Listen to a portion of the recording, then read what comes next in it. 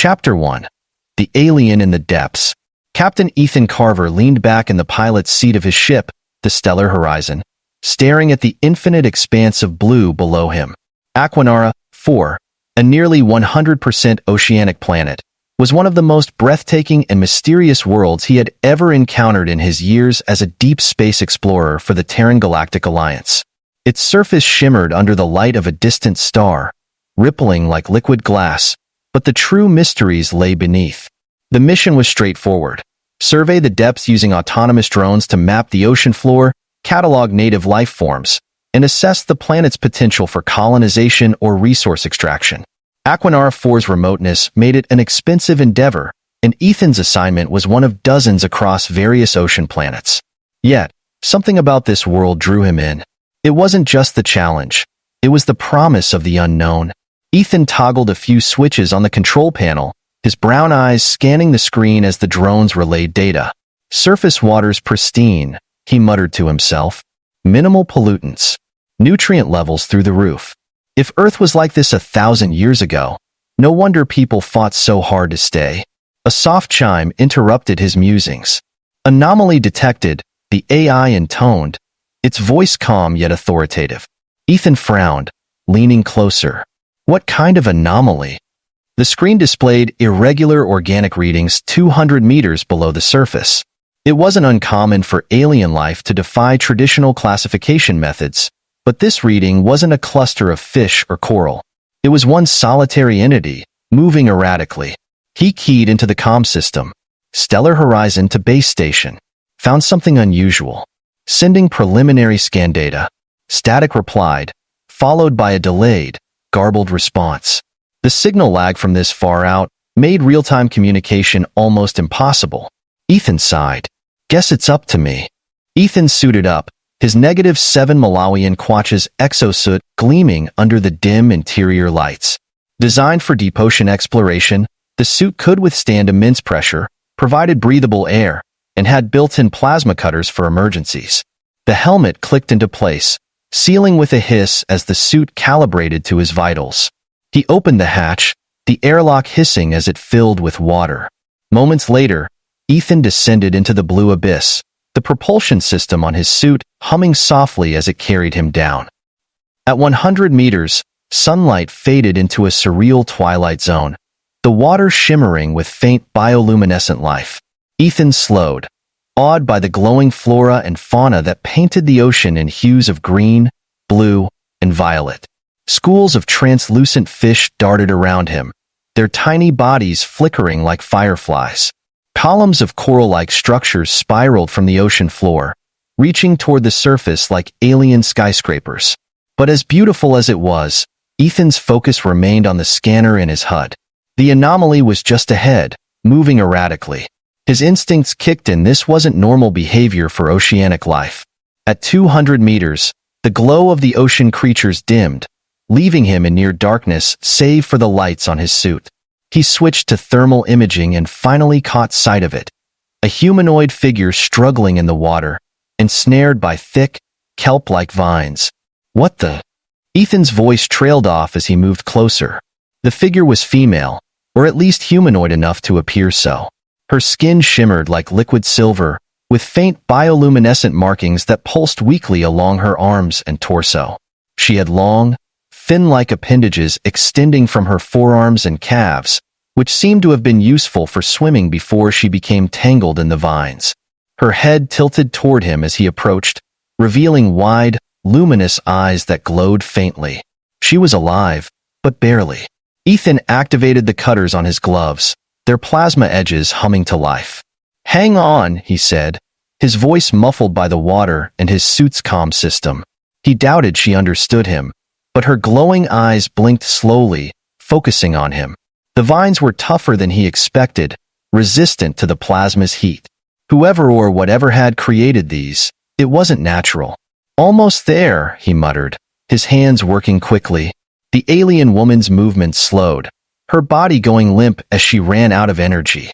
"Stay with me," Ethan urged, finally cutting through the last vine. He caught her as she collapsed, cradling her carefully. She was light in the water, her body unnaturally cool to the touch, and he realized she wasn't wearing any sort of protective suit. How was she surviving at this depth? Stellar Horizon, this is Carver, he said into his comms. I found someone humanoid, alive, but unconscious, requesting emergency retrieval. The AI responded instantly. Acknowledged. Deploying drone. As he ascended, the alien stirred weakly in his arms. Her glowing eyes flickered open, locking onto his. For a moment, it was as though she wanted to speak, but no words came. Instead, she reached a hand toward his faceplate, her silver fingers brushing the glass before her eyes closed again. Ethan broke the surface minutes later, where the ship's retrieval drone was waiting. Together, they were hoisted into the airlock, the chamber cycling rapidly to adjust pressure and atmosphere. As the water drained, Ethan carefully set her down, his suit sensors scanning her vitals. She's alive, he murmured, relief flooding through him. But what are you? Inside the ship, Ethan worked quickly to create an environment that could sustain her. The air around her shimmered faintly as he adjusted the room's humidity and added trace amounts of gases his sensors indicated she needed. Her breathing stabilized, though her chest rose and fell unevenly. As Ethan studied her closer, he couldn't help but marvel at her alien beauty. Her silver skin seemed to ripple with life, her markings glowing faintly in sync with her breathing. He noticed gill-like slits along her neck, which opened and closed sluggishly as if struggling to adjust to the atmosphere. Come on, stay with me, he said softly, kneeling beside her. To his surprise, her eyes opened. She looked at him, her gaze intense and filled with a mix of fear and curiosity. Then, she spoke, or at least tried to. Her voice was melodic but garbled, the words incomprehensible. Ethan shook his head. I don't understand. She tried again, struggling to sit up. Ethan gently placed a hand on her shoulder to steady her, his other hand reaching for the ship's translator module. He activated it, holding it close to her. Can you understand me now? He asked. Her eyes widened slightly, and her response came haltingly. Yes, I understand. Human? Ethan nodded. Yeah, I'm human. My name's Ethan. I found you tangled in some vines. You almost drowned. She looked down at herself, flexing her fingers as if testing her strength. You saved me, she said, her voice soft. Why? Ethan tilted his head, surprised by the question. Because you needed help. That's what we do. She blinked, her expression unreadable. Then, after a moment, she said, I am called Lyra. I owe you my life, Ethan. He smiled. Glad to meet you, Lyra. Let's get you back to full strength, and you can tell me what happened down there. As Lyra rested, Ethan couldn't shake the feeling that her appearance on this desolate planet wasn't a coincidence. Something about the vines that had trapped her, the unnatural toughness of their material, nagged at him. And why was she here, alone, in the depths of an uncharted ocean? Ethan didn't know it yet, but saving Lyra had set events in motion that would change both their lives and the fate of Aquanara, forever. Chapter 2. A Debt Beyond Words. Lyra lay in the medical bay, her breathing steady now as the ambient environment adjusted perfectly to her physiology. Ethan sat nearby, running scans and tinkering with the ship's translator to fine-tune its ability to process her speech. His mind raced with questions. Who was she? What had happened to her? And what secrets did the depths of Aquanara hold? As he monitored her vitals, she stirred, her glowing eyes fluttering open. Lyra's silvery skin shimmered faintly in the ship's light, and her gaze immediately found Ethan's. She sat up slowly, her gill slits opening and closing rhythmically as she adjusted to her new surroundings. You're awake, Ethan said, a mix of relief and curiosity in his tone. How are you feeling? Lyra studied him for a moment before speaking, her voice softer and clearer now that the translator had been optimized. I am better. Your ship has a strange air, but it does not harm me. That's good to hear, Ethan replied, pulling a chair closer to her bedside. You've been through a lot. Can you tell me what happened? Why were you down there alone? Lyra hesitated, her bioluminescent markings dimming slightly. I am, or was, part of the Aurelian court, a people born of the oceans of Tethera, 5. My kind once ruled the seas of our world, but we became scattered when invaders came. They destroyed our home, forced us into exile. I was one of the few chosen to search for a new sanctuary. Ethan frowned. And you thought Aquanara, for might be it? Yes, Lyra said, her voice tinged with sorrow. The readings showed promised pristine waters, thriving ecosystems. But I was wrong. This planet, it is not empty. Something lives beneath its surface. Something ancient and cruel. Her words sent a chill down Ethan's spine. What kind of something? Lyra's gaze turned distant. I do not know what it is, but it hunts. The kelp that ensnared me, those were not mere plants. They were part of it. They move, think, and trap prey. I barely escaped with my life. A warning from the depths. Ethan leaned back in his chair, absorbing her words. If what Lyra said was true, then Aquanara, 4 wasn't just another uninhabited ocean world, was a potential death trap. He tapped a few keys on his tablet, pulling up the drone data from earlier. I've been mapping the ocean floor, Ethan said. There are some strange anomalies, underwater caves, massive heat signatures, even some seismic activity. But nothing that matches what you're describing. That is because it hides, Lyra replied. It uses the planet as its shield. I felt it when I descended in intelligence, vast and cold. It watches everything in its domain. Ethan's brow furrowed. If it's that dangerous, why stay? Why risk your life for this planet? Lyra turned to him, her expression unreadable. Because my people have nowhere else to go. We are dying. If I can find a place for them, even here, I must try. Her words struck a chord in Ethan. She wasn't just a survivor, she was a leader, willing to risk everything for her people. He respected that. Well, you're not alone anymore, he said firmly. If there's something down there threatening you, we'll figure it out. Together. Lyra's markings brightened slightly, a subtle display of gratitude. You are a strange creature, Ethan. My kind were taught to fear surface dwellers, yet you saved me without hesitation. Why? Ethan chuckled, leaning back. Guess it's just what we humans do. Can't stand seeing someone in trouble. Lyra tilted her head, her glowing eyes narrowing slightly. That is not the reputation your kind has in the galaxy. He shrugged. We've got our flaws, but we're not all bad. Besides, you haven't seen me on a bad day yet. For the first time, Lyra smiled, a faint, fleeting expression, but one that lit up her features. Then I hope your good days continue. The return to the depths. The next morning, Ethan prepared for another dive, this time with Lyra's help. Though still weak, she insisted on accompanying him. I know this ocean better than you, she argued. You will need my guidance if we are to survive. Ethan didn't protest. She had a point. The kelp had nearly killed her before whatever intelligence controlled it might still be out there. They both suited up, Lyra using a modified exosuit Ethan had hastily adjusted to accommodate her aquatic physiology. As they descended once more into the ocean, Lyra moved with effortless grace, her fin-like appendages slicing through the water. Ethan followed close behind, his HUD mapping their path. This time, they ventured deeper, past the bioluminescent reefs and into the uncharted abyss. At 300 meters, the water grew colder, and the light from above faded entirely. Ethan activated his suit's floodlights, illuminating a vast trench below them. The scanner pinged irregular heat signatures coming from its depths. That's it, Lyra said, her voice steady despite the tension in her tone. The heart of the thing that hunts. Ethan swallowed hard. Let's take it slow. No sudden moves.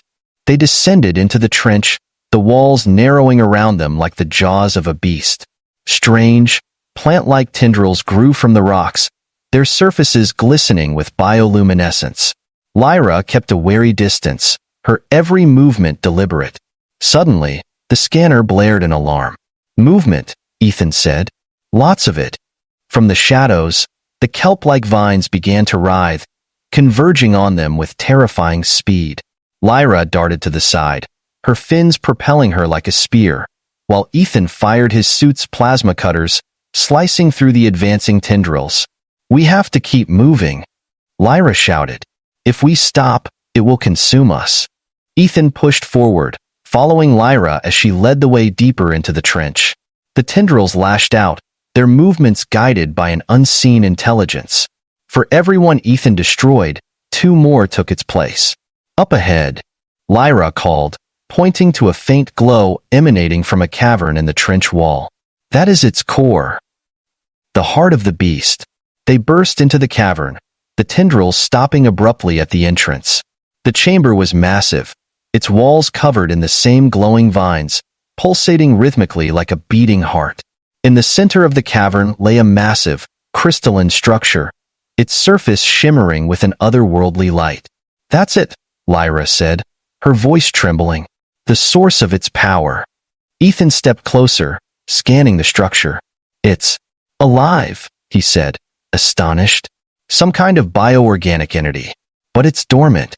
For now, Lyra replied. If we destroy it, the tendrils will lose their guidance. The ocean will be free. Ethan nodded. Then let's finish this. Working together, they planted a series of charges around the crystal. As they set the final charge, the cavern began to shake, the entity sensing the threat to its existence. The tendrils surged into the chamber, but it was too late. Ethan activated the detonator, and the charges exploded, shattering the crystal into shards of light. The tendrils spasmed violently before falling limp, their connection severed. The ocean grew still. An unexpected reward. Back aboard the stellar horizon, Ethan and Lyra sat in the observation bay, watching the tranquil waters below. The danger had passed, and Aquanara 4 was no longer a death trap. You've done more for me and my people than I could have hoped, Lyra said, her voice filled with gratitude. I owe you my life, Ethan. He smiled. Just doing what I could. Lyra placed a hand on his, her silver skin warm to the touch. No, Ethan, you've done more than that. You've shown me that not all surface dwellers are to be feared. When my people come, I will tell them of you and your courage. Her bioluminescent markings brightened, and for the first time, Ethan realized they weren't just patterns. They were a language, a symbol of gratitude and trust. You've given me a new home, Lyra said softly, and for that, you will always have a place among the Aurelians. As the stars shimmered above them, Ethan couldn't help but feel that this was only the beginning of something far greater. Chapter 3. The Alliance Beneath the Waves. Over the next few days, Ethan and Lyra worked tirelessly to stabilize their position on Aquanara 4. The destruction of the crystal entity had freed the ocean from its intelligent grasp, and the kelp-like tendrils no longer posed a threat. However, both knew that the peace they had won was fragile. Lyra's people, the Aurelians, were still scattered and vulnerable, and the planet's depths likely held other secrets. Ethan stood on the bridge of the stellar horizon, analyzing data from the drones he had deployed to map the underwater terrain. Lyra floated in the nearby observation tank he had constructed for her, her bioluminescent fins glowing faintly as she studied the projections. You're certain your people can survive here? Ethan asked, turning to her. Lyra nodded, her voice calm but resolute. The waters are rich with nutrients, and the dangers have been neutralized. It is not home, but it can become one. The Aurelians are adaptable. Ethan crossed his arms, frowning. If they're still out there, how many of your people survived the invasion of Tethra 5? Lyra hesitated, her markings dimming slightly. Fewer than 1,000. Most were taken as slaves by the invaders or scattered to the stars. I have spent years searching for them, sending out calls through the ocean currents. Some heard me, but many did not. Ethan's heart sank. The weight of her task was overwhelming, yet she carried it with quiet determination. If they come, he said, they'll need protection. A lot of it. The galaxy's not exactly kind to refugees. Lyra swam closer, her glowing eyes meeting his. That is why I need your help, Ethan. You have strength and knowledge of the surface world. Together, we can make this a sanctuary. Ethan rubbed the back of his neck, exhaling slowly.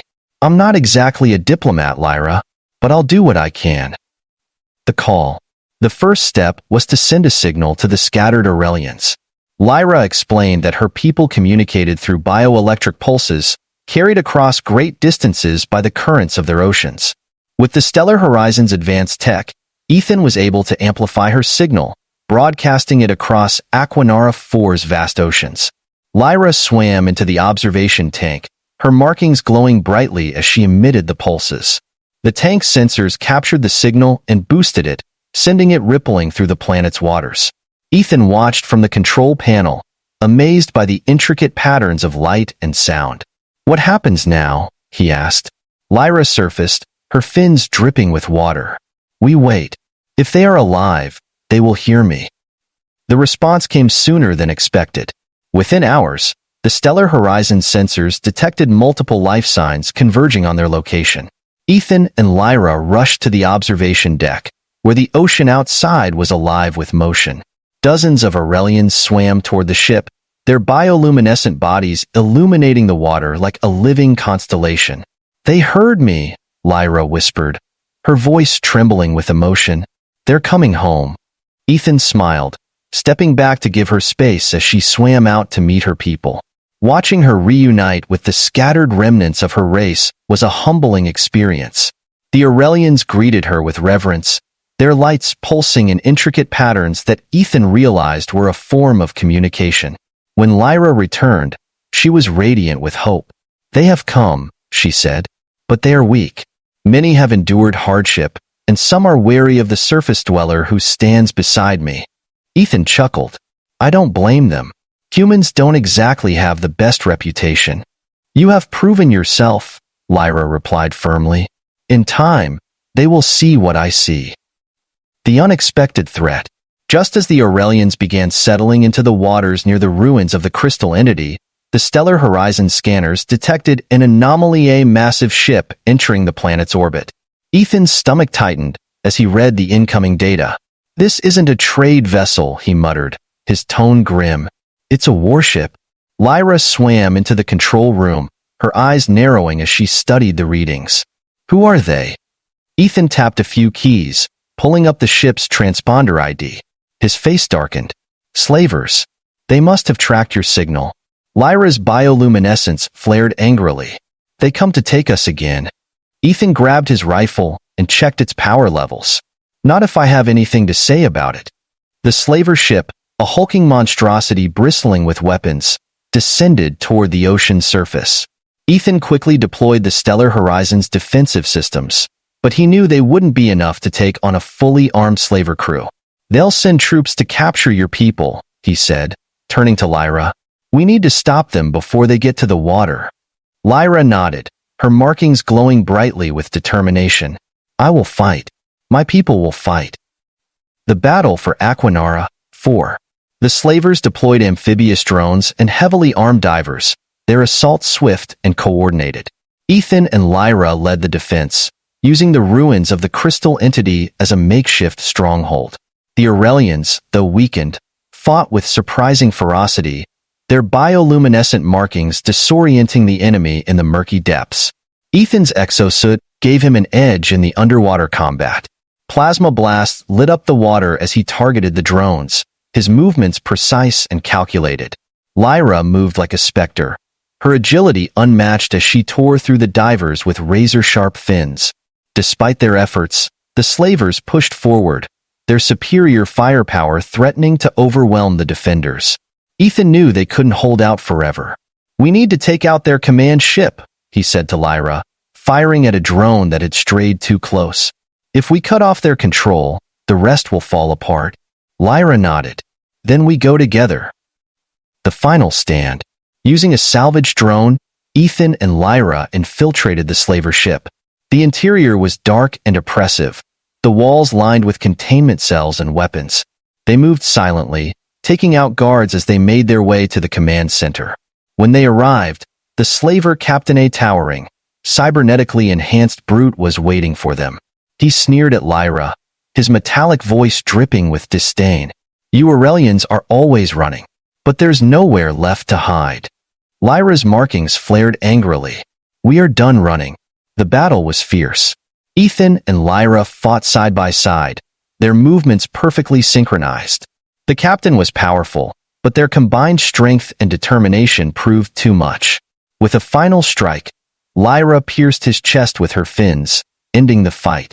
As the captain fell, the ship's systems began to malfunction. Alarms blared, and the walls shuddered. "We need to get out of here," Ethan said, grabbing Lyra's hand. They escaped just as the slaver ship exploded, its wreckage sinking into the ocean. Below, the Aurelians cheered, their lights pulsing in celebration. A new beginning. With the slaver threat eliminated, the Aurelians began to rebuild. Aquanara, 4, once a dangerous and mysterious world, became a sanctuary for Lyra's people. Ethan remained to help them establish their new home, earning their trust through his unwavering dedication. One evening, as the sun set over the endless ocean, Lyra approached Ethan on the observation deck. "You have given us more than I could have ever hoped," she said, her voice filled with gratitude. "You are not just a friend to me, you are a part of my people now." Ethan smiled. "I'm just glad I could help." Lyra placed a hand on his chest, her bioluminescent markings glowing softly. "The ocean has a way of repaying those who honor it. You saved me, Ethan, and for that, you will always have a place among the Aurelians." As the stars reflected off the water, Ethan realized he had found something far greater than treasure or fame. He had found a purpose and a people who would forever call him one of their own. Chapter 4. A New Era for the Aurelians. The destruction of the slaver ship marked a turning point for the Aurelians on Aquanara 4. Freed from the immediate threat of capture, and with the kelp-like entity no longer controlling the planet's waters, Lyra and her people began rebuilding their society. Ethan, still in awe of their resilience and beauty, stayed to help partially out of duty, but mostly because he felt drawn to their cause and, more specifically, to Lyra. Forging a sanctuary. The stellar horizon became a hub of activity. Ethan used its advanced technology to map the safest areas of the ocean, identifying locations rich in resources and ideal for settlement. With his guidance, Lyra led her people to create sprawling underwater sanctuaries. These structures, crafted from a combination of natural coral and salvaged Aurelian tech, shimmered with bioluminescent light, blending seamlessly with the aquatic environment. Ethan marveled at their engineering. The Aurelians' ability to manipulate their surroundings was unmatched. Fin-like appendages and bioluminescent markings seemed to double as tools, allowing them to shape coral with precision and emit light in specific patterns to communicate plans. "You don't just survive," Ethan said one day, watching as a group of Aurelians constructed a massive dome-like structure. "You thrive." Lyra floated beside him, her glowing eyes watching her people. "We were once a proud race," she said softly, "before the invasion, before the scattering. Now, we can be again." Ethan turned to her, admiration evident in his expression. "You've already started. They follow you, Lyra. You're their leader." Her markings dimmed slightly, a sign of humility. "I am only their guide. It is our unity that makes us strong." The final mystery. Despite their progress, a nagging question lingered in Ethan's mind. Why had the slavers come so quickly? The answer lay in the wreckage of their ship, which the Aurelians had salvaged and brought to one of their new settlements. Ethan and Lyra worked together to comb through the data stored in its systems. "Their trajectory doesn't make sense," Ethan said, studying the navigational logs. "They weren't just passing through, they were already on their way here before we sent out your signal." Lyra's expression darkened. Then they knew of this planet. But how? As they delved deeper, they uncovered a series of encoded messages from an unidentified source. The messages referenced Aquanara as a key site for Aurelian assets, hinting at the existence of something even more valuable than the planet's pristine waters. "There's something else here," Ethan said. "Something they wanted badly enough to send a warship." Lyra frowned. "The crystal entity we destroyed, it was ancient. Perhaps it was guarding more than the ocean. If there are more remnants of Aurelian technology, they could be dangerous in the wrong hands." "Then we need to find them first," Ethan replied. The deepest dive. Ethan and Lyra prepared for what would be their most dangerous dive yet. Based on the data they had recovered, the slavers had pinpointed a location deep in the trench where Ethan had first found Lyra. It was farther than anyone had gone, where the pressure was crushing and the darkness impenetrable. "This is beyond what even your suit can handle," Lyra warned as they suited up. Ethan smirked. Good thing I'm not the type to play it safe. Lyra's markings flared briefly, signaling amusement. You humans are reckless. And you Aurelians are stubborn, he countered. The two descended together, their lights cutting through the blackness. The trench walls grew narrower and more jagged as they ventured deeper, the water around them growing colder with each passing meter. Finally, they reached a massive cavern, its entrance marked by glowing runes that pulsed faintly in the water. Lyra's eyes widened. This is ancient Aurelian script. It warns of containment. Containment for what? Ethan asked. Before she could answer, the cavern's interior lit up, revealing a sprawling network of crystalline structures similar to the one they had destroyed. These, however, were intact and pulsing with energy. The hidden weapon. As they moved through the cavern, Ethan's suit sensors detected enormous power readings emanating from the crystals. Lyra approached one cautiously, her hand hovering just above its surface. This is not like the crystal we destroyed, she said. It's a storage device. For what? Ethan asked, scanning the area. The answer came in the form of a holographic projection that suddenly filled the chamber. A towering figure of light appeared in Aurelian, regal and commanding, her markings glowing brighter than any Ethan had seen. Welcome, survivors of Tethera, the projection said. If you have found this place, you carry the last hope of our people. Within these crystals lies the knowledge of our civilization, our history, our technology, our failures. Guard it well, for it is all that remains. Ethan and Lyra exchanged a stunned look. This wasn't just a storage facility, it was a library, a vault containing the entirety of Aurelian culture. A difficult choice. As they processed the revelation, a new alarm blared in Ethan's HUD. Incoming signals, he said grimly. Multiple ships. Looks like the slavers called for reinforcements before we took them out. Lyra's markings flared brightly in alarm. They'll destroy this place to claim what's inside. Ethan nodded. We can't let that happen. But we can't move this much data, either. Not quickly enough. Lyra hesitated, then spoke with quiet resolve. We don't need to move it. The crystals are linked. If we can activate the core, the knowledge will be transmitted to every Aurelian across the planet. Ethan frowned. That's a hell of a risk. If they intercept the signal, they won't, Lyra said, her tone firm. I will shield it. Trust me. The final stand. As the slaver ships descended, Ethan and Lyra worked together to activate the core. The cavern lit up with blinding light as the crystals resonated, sending streams of data through the water. Above, the Aurelians fought valiantly against the incoming forces, their newfound unity giving them strength. Ethan stayed by Lyra's side, defending her from the waves of tendrils that reawakened to protect the vault.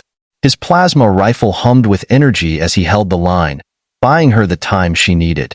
Finally, the core emitted a massive pulse, and the crystals dimmed. Lyra turned to Ethan, her expression triumphant but weary.